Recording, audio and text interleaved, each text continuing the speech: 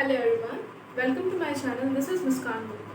In this video, we'll start exercise 1.2 questions. Okay. Now please open your books. देखिए इसमें हम exercise 1.2 के questions को स्टार्ट कर रहे हैं. क्वेश्चन नंबर फर्स्ट को रीड करिए. ठीक है. State whether the following statements are true और फॉल्स. देखिए हमें ये बताना है, हमें ना 3 स्टेटमेंट्स गिवन है नीचे.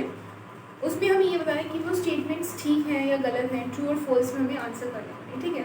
जो भी उसका अगर हम जो भी बोल रहे हैं कि हम ट्रू बता रहे हैं तो ट्रू के अकॉर्डिंग उसकी जस्टिफिकेशन देनी है, और फॉल्स बोल रहे हैं तो उसके अकॉर्डिंग उसकी जस्टिफिकेशन देनी है. ठीक है. नाउ क्वेश्चन नंबर फर्स्ट देखेंगे. Every irrational number is a real number. देखिए हमें क्या बोला गया कि जितने भी इरेशनल नंबर होंगे क्या हर एक रियल नंबर होगा. देखिए आप कॉन्सेप्ट पढ़ चुके हैं तो अब आप इसका आंसर इजीली दे सकते हैं. क्वेश्चन नंबर फर्स्ट का फर्स्ट पार्ट है, क्या हर एक इरेशनल नंबर रियल नंबर होगा. देखिए इरेशनल नंबर कौन से नंबर्स होते हैं. इरेशनल नंबर्स वो नंबर्स होते हैं जिनको मैं पी बाई क्यू की फॉर्म में रिप्रेजेंट नहीं कर सकती. और रियल नंबर्स आपके इरेशनल और रेशनल इन दो नंबर्स से मिलकर रियल नंबर्स बनते हैं. देखिए आपको रियल नंबर का कॉन्सेप्ट वैसे तो नेक्स्ट एक्सरसाइज में मैं आपको एक्सप्लेन करने वाली थी, लेकिन अब आप थोड़ा समझ लीजिए ब्रीफ में, क्योंकि हमें इस क्वेश्चन को सोल्व करने के लिए रियल नंबर की अच्छे से नॉलेज होना इम्पोर्टेंट है. देखिए रेशनल नंबर्स में क्या क्या होते हैं. क्या नेचुरल नंबर एक रेशनल नंबर है. जितने भी नेचुरल नंबर्स होते हैं all natural numbers are rational numbers. ठीक है. तो रेशनल नंबर में मैं एक तो नेचुरल नंबर लिख सकती हूँ, नेचुरल नंबर्स. अब नेचुरल नंबर को मैं n से डिनोट करती हूँ, याद रखिए. ठीक है. नेचुरल नंबर की नोटेशन n है. Now coming to second one which is whole number.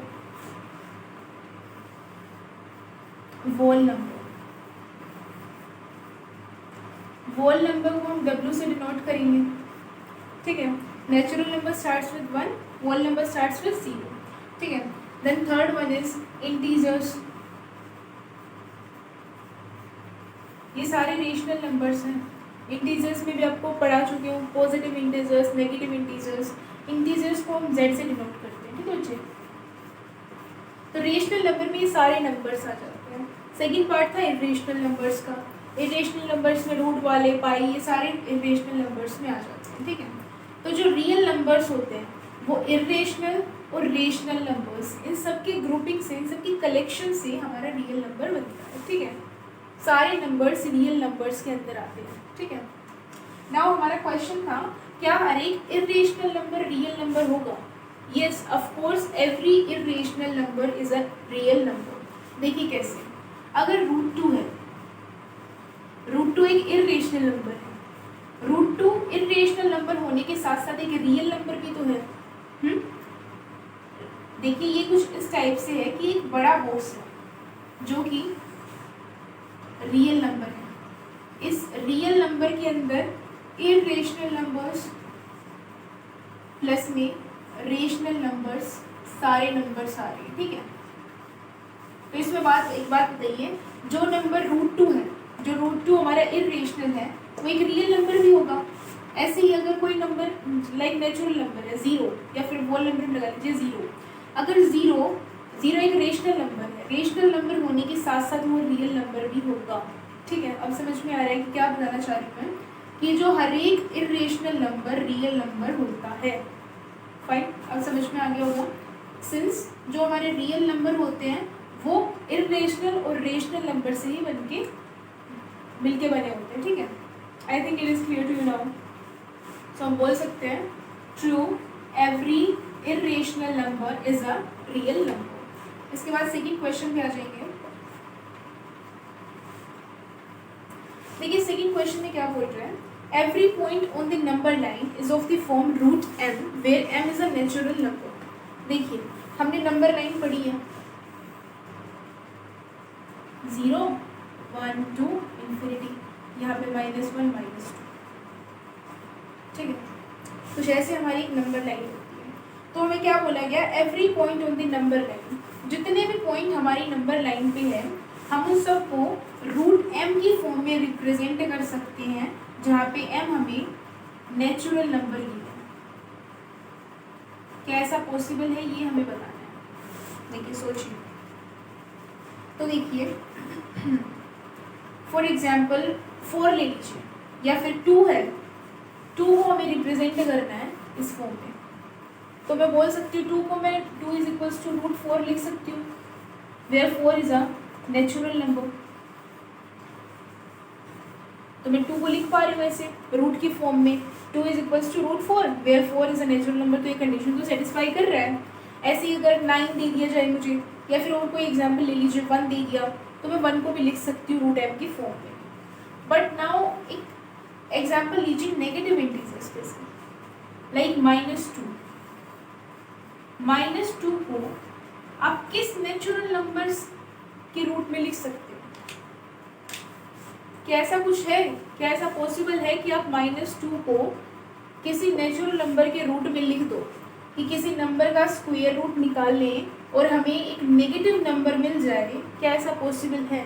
नहीं बच्चे, ऐसा पॉसिबल नहीं है। किसी भी नंबर का स्क्वायर रूट कर लो, स्क्वायर रूट के बाहर कभी भी माइनस नहीं आता, ये चीज़ ध्यान रखो, ठीक है। So it is not possible कि मैं रूट लगाऊं, यहाँ पे कोई अंदर नेचुरल नंबर रखूं और मेरे पास -2 निकल के आ जाए, ऐसा पॉसिबल नहीं है। जब ऐसा पॉसिबल नहीं है तो स्टेटमेंट तो फॉल्स होगी, तो हम लिख सकते हैं फॉल्स। क्यों? Because negative integers can't be written in the form of root M where M is a natural number. Fine, अब आप इसकी जस्टिफिकेशन अपने वर्ड्स में लिख सकते हैं, मैंने आपको एक्सप्लेन कर दिया, ठीक है। Now coming to third one, every real number is an irrational number. देखिए अब फिर से रियल नंबर के कॉन्सेप्ट पे ही क्वेश्चन आ रहे हैं। थर्ड देखेंगे कि every real number is an irrational number, जितने भी रियल नंबर्स हैं क्या वो इरेशनल नंबर होंगे, यही क्वेश्चन में हमें पूछा गया। तो देखिए लेट्स टेक एन एग्जांपल। अब एग्जांपल लीजिए 3 का। 3 एक रियल नंबर है, 3, 4, 5, 0 कुछ भी ले लीजिए। 3 इज अ रियल नंबर, 3 एक रियल नंबर है। ओके, अब ये बताया गया है कि 3 एक रियल नंबर है, क्या ये एक इरेशनल नंबर है? बताइए, क्या 3 एक इरेशनल नंबर है? नहीं, 3 एक इरेशनल नंबर नहीं है। 3 is a real number but not irrational number। तो देखिए हमें क्वेश्चन में बोला क्या गया है, क्या हर एक रियल नंबर इरेशनल नंबर होगा? ऐसा तो पॉसिबल नहीं है। हमने एक एग्जांपल देख लिया, 3 हो गया, 4 हो गया, रियल नंबर है ये, लेकिन ये इरेशनल नंबर की इरेशनल नंबर की कंडीशन को सेटिस्फाई नहीं करते, तो हम बोल सकते हैं कि स्टेटमेंट हमारी फॉल्स है। ऐसे आप देख सकते हैं जैसे कि 10 एक रियल नंबर है, लेकिन वो इरेशनल नंबर थोड़ी ना है, वो तो रेशनल नंबर है, तो स्टेटमेंट फॉल्स हो जाती है। Now coming to question number second. Question number second में क्या बोल रहे हैं, are the square root of all positive integers irrational. देखिए ये क्वेश्चन वैसे तो मैंने आपको एक एग्जाम्पल की उससे एक्सप्लेन कर चुकी हूँ, लेकिन आप फिर भी एक बार इसको देख लीजिए, अच्छा क्वेश्चन है। You can take screenshot of it. चलिए क्वेश्चन नंबर सेकंड स्टार्ट करते हैं। Are the square roots of all positive integers irrational, कि हम जितने भी पॉजिटिव इंटीजर्स होंगे उनका जब स्क्वायर रूट कराएंगे तो वो इरेशनल होगा, ये क्वेश्चन बोल रहा है। क्वेश्चन नंबर सेकंड,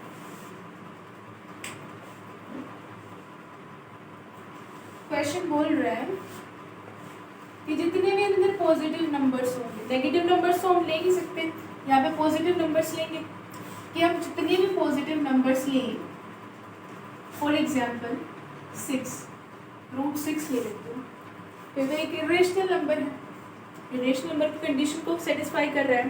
क्वेश्चन भी ऐसे बोल रहा है कि अंदर जितने भी पॉजिटिव इंटीजर्स होंगे उनका जो रूट होगा उससे इरेशनल नंबर ही आएगा। क्वेश्चन ये बोल रहा है। क्या ऐसा ही होगा? नहीं, क्वेश्चन में और यहाँ पे और भी चीज़ देखिए। फॉर एग्जाम्पल मैं अगर आपको √4 बोल दूँ, पॉजिटिव नंबर है, उसके अंदर उसके ऊपर रूट लगाया हुआ है, तो क्वेश्चन के अकॉर्डिंग ये इरेशनल होना चाहिए। It should be irrational according to question. But आपको मैंने बताया था √4 को मैं 2 के इक्वल लिख सकती हूँ। 2 एक रेशनल नंबर है, क्वेश्चन तो इरेशनल के लिए बोल रहा है, तो ये स्टेटमेंट तो गलत हो गई ना क्वेश्चन की। तो आपको एक ऐसा ही एग्जाम्पल देना है। हम बोल देंगे it is not correct that the square root of all positive integers will be irrational. ठीक है, ऐसा नहीं है कि हर एक का ही इरेशनल होगा। कुछ केसेस ऐसे हैं, कुछ केसेस ऐसे हैं जैसे कि √4 का देख लिया, ऐसे √9 का हो सकता है, √16 हो सकता है, जो एग्जैक्ट स्क्वायर्स हैं। तो ऐसे ये जो रूट्स हैं इनके हम बता सकते हैं कि ऐसा इंपॉर्टेंट नहीं है कि इनसे इरेशनल नंबर ही आएगा, यहाँ पे रेशनल नंबर्स भी आ सकते हैं। ठीक है, तो यहाँ पे नो बोल देंगे और एक एग्जाम्पल किसी में से भी आप एक एग्जाम्पल दे सकते हैं जो भी आपको सुटेबल लगे। Okay, now question number 3, show how √5 can be represented on the number 9। हम √5 को कैसे रिप्रेजेंट कर सकते हैं नंबर 9 पे? ओके, हमने √2 √3 का एग्जाम्पल में हम देख चुके हैं पिछले वीडियो में, अब √5 का करके देखते हैं। ठीक है, क्वेश्चन नंबर 3, √5 को हमें रिप्रेजेंट करना है। ठीक है, देखिए कुछ इस टाइप से हमारी नंबर लाइन होती है। यहाँ पे 0 होता है, यहाँ पे 1, यहाँ पे 2 3 एंड इन्फिनिटी। ठीक है, देन -1 -2 -इन्फिनिटी। ठीक है, देखिए √5 को मैं कैसे रिप्रेजेंट कर सकती हूँ नंबर 9 पे।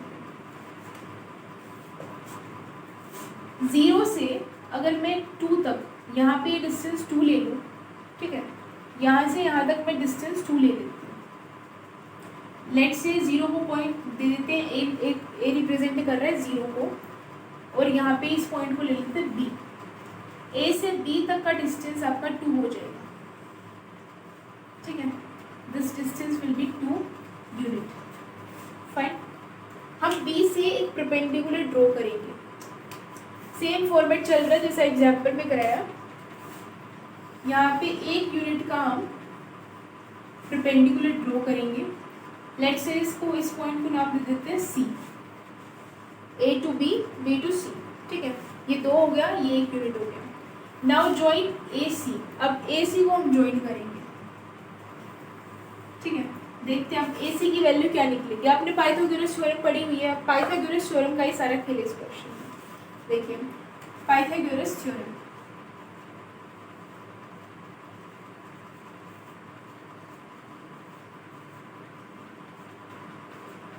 Pythagoras theorem, according to Pythagoras theorem hypotenuse का square is equals to base का स्क्वायर प्लस परपेंडिकुलर का स्क्वायर।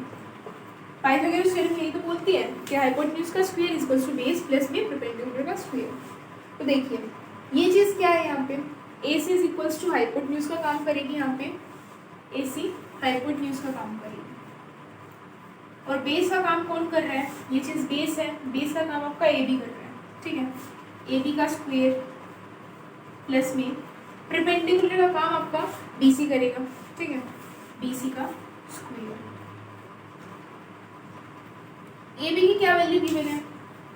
ए बी को हमने देखो 2 यूनिट गिवन है, 2 का स्क्वायर। बी सी की वैल्यू क्या गिवन है? 1 का स्क्वायर। 2 का स्क्वायर क्या होता है? यहाँ पे A C as it is चलेगा। ठीक है, ये एज इट इज चलता रहेगा। 2 का स्क्वायर 4, 1 का स्क्वायर 1, 4 + 1 5, 4 + 1 यहाँ पे 5 आ जाएगा। ठीक है, ए सी का square is equals to 5।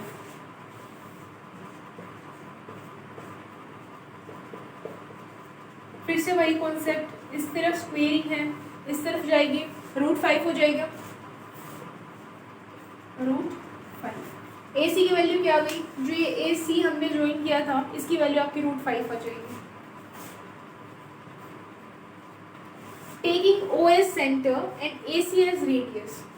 A C को हम रेडियस अपना कंपास लेंगे, कंपास को पॉइंट यहाँ पे कराएंगे, इतना ओपन करेंगे, इतना ओपन करके यहाँ से एक आर्क लगाएंगे, कुछ इस टाइप से आपकी एक आर्क लग जाएगी,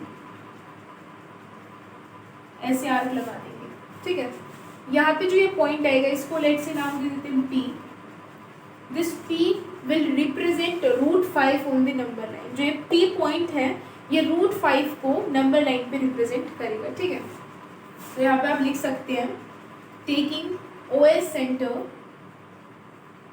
taking O as centre and this OC as radius, OC as radius, draw an arc and finally लिख देंगे कि P will represent या फिर P represents √5 on the number line, ठीक है।